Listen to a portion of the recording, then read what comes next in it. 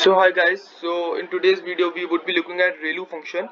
In the previous two videos we talked about the two other activation functions, that was tanh function and sigmoid function. So in this video we would be looking at ReLU, how it is different from sigmoid and tanh, what advantages it has, what disadvantages it has. So as you can see, the ReLU function is actually a function that takes maximum value. Note that it is not a fully interval derivable function, but we can take the subgradient as you would be shown in the graph below. Although ReLU is simple, it is an important achievement. We would be talking about its achievement when we talk about advantages.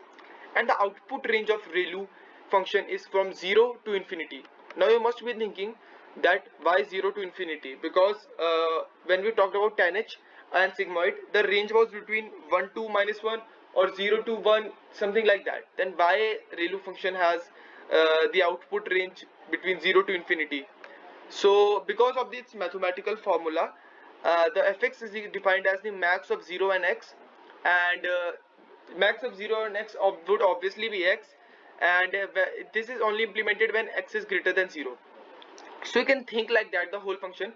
If x is greater than 0, then the value that would be given as output would be x, and if the value is negative or equals to 0, then the output would be given as 0. So let's look at it.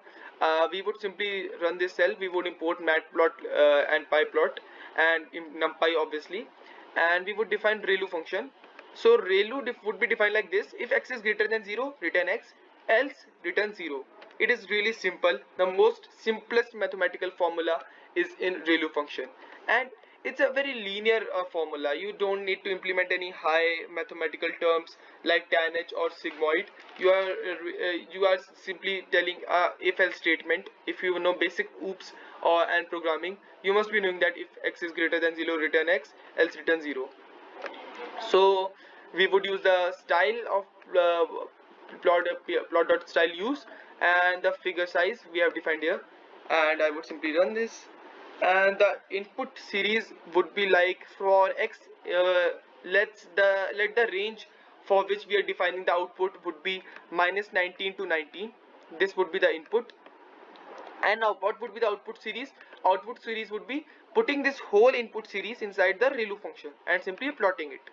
So yeah, as you can see, from -19 to 0, everything has been outputted as 0, but from 0 to 19, everything has been outputted as the same number, that is 1 is equals to 1, and similarly 15, as you can see 15 here, 15 is equals to 15, because the function mathematical formula is as following, that whenever x is greater than 0, we would simply return 0, as we defined here in this defined ReLU, and if else x is less than 0 or is negative number, we would simply return 0.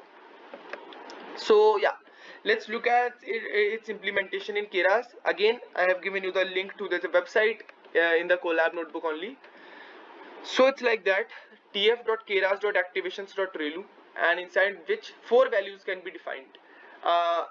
We would talk about each in detail, but before that, in the previous videos you saw tf.keras.activations.sigmoid and tf.keras.activations.tanh, and it was taking only single value inside it, that was x, the input value.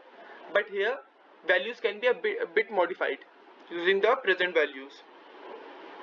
So let's talk about some basic implementation of ReLU function in Keras and TensorFlow.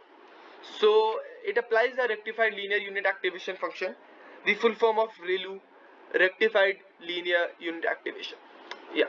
So with default values, this returns the standard ReLU activation, that the formula we defined it: max of x and 0, the element wise maximum of 0, and the input tensor.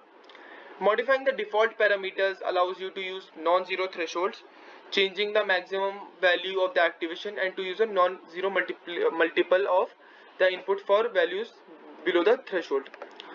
And you obviously must be knowing that for using TensorFlow and Keras, we need to import it. So I would simply import TensorFlow as TF, and let's define an array inside which we have done tf.constant, and we have defined 5 values: -10, -5, 0, 5 and 10. So we have defined this function, and I would just simply copy this line and put it in another line to make sure that things don't get complicated. Yeah, and I would simply run this, and after this we would simply don't apply anything here. As you can see, there were 4 values that you can give inside it. For now, let's ignore alpha, max value, threshold, and simply give it x value only. So when you give it only foo, that is the input values, I would simply run this. It would give us as following, that -10 would be 0, -5 would be 0, and 0 would be 0, but 5 and 10 would be as following, 5 and 10. Now this is the simple mathematical formula, that when x is less than equals to 0, then we would get the output as 0, and if it is greater than 0, obviously, then it would give the same output. And when you run this again, when you put it as alpha, now what is alpha? So alpha is equals to a float that governs the slope for values lower than the threshold. So I would simply run this, and yeah, you can see that -5, -2.5, 0, 5, and 0. And now let's test at max value. These two, the last two parts, are really important. When I would simply run this, as you can see, it is defining 0, 0, 0, 5, 5. So this gives as following. The function would become something like this, that you defined here, that if x is greater than 0, return x, else return 0. So when we defined this max value, if x is greater than 0, it would return that particular max value here. It would return that particular max value here. For now, I would just go down here and see, make you see that all the values that were -10, 5, and 0, they obviously become same 0, 0, 0.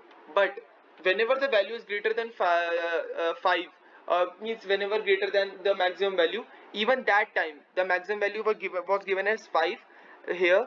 The maximum value is given as 5 here, and whenever the value would be greater than 5, it would again return 5. Similarly, threshold value, you can see here that whenever the value would be means, you can understand it like this, that if x is greater than 0, return x, else return 0. Hence the function is as following: if x is less than this particular function, that is threshold value, that is 5, returns 0. Same is happening here, because the 5 is obviously less than equals to a threshold value, that is 5. It is giving us 0. Let's take another values.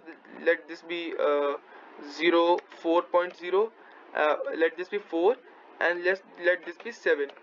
And I would simply run this, and I would run this again, and as you can see, 4 is also giving as 0, because it is less than equals to the threshold value that we defined, 5, and 7 and 10 are greater than it, hence it is printing out 7 and 10 only. So these are the arguments. I have already talked about the input values, the alpha, max value, and threshold. If you want to see that in detail, you're free to go to the website and study about them in detail on the Keras website. And it returns a tensor representing the input tensor transformed by the ReLU activation function. Now look at the advantage. Let's look at the advantages and disadvantages. So when input is positive, there is no gradient saturation problem. The calculation speed is much faster. The ReLU function has only a linear relationship, because as you can see, whether it is forward or backward, it is much faster than sigmoid and tanh. It has a simple if else statement part, nothing else. Nothing like sigmoid or tanh, that mathematical functions like exponential are being implemented. And the disadvantages is that when the input is negative, ReLU is completely inactive, which means once a member is negative is entered, ReLU will die on the spot. And this is where ReLU becomes a bit weak. So that is the reason we would be studying about leaky ReLU or pre-ReLU. And we find that the output of ReLU function is either 0 or positive number, which means that the ReLU function is not zero centric. So it solves the problem of speed and gradient saturation problem, but it has its own problem, that it is not zero centric. Even though the function that is function that has been defined as in tanh was zero centric, but even in sigmoid it was not zero centric. Hence ReLU is also not a zero centric function. That is the biggest disadvantage. And even bigger than that, that the once a number which is less than 0 is entered, ReLU would die on the spot. It would instantly die. So that is the reason we would study about other activation functions also. So this was it for the video. I would provide you the link to this Colab in the description section. You can go and play with it with your own experimental values. So thank you and have a nice day.